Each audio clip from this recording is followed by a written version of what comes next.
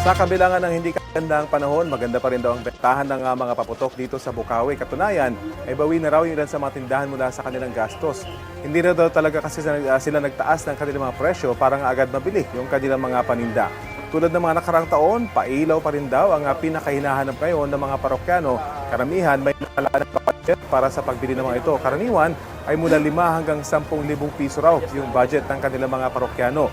May iba namang umaabot ng 50 hanggang 100,000 yung budget na karaniwan bulto ang binibiling mga aerial fireworks.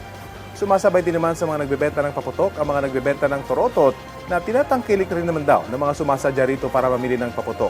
Mas mainam na raw ayon sa nagtitinda yung mga torotot kesa sa mga paputok, lalo na yung nag-uulan.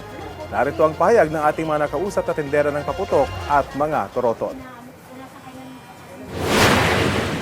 Yung iba po tumatawad, yung iba po hindi. Kahit magkano po yung price na ibibigay namin, hindi po sila tumatawad.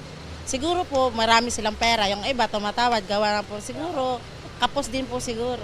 Pinapatawad namin kahit walang kasalanan. Kahit ulan o kahit ulan, magagamit pa rin kahit nasa loob ng bahay. Pag ganun lang paputok kahit ano mo sa loob yun, bawal yun.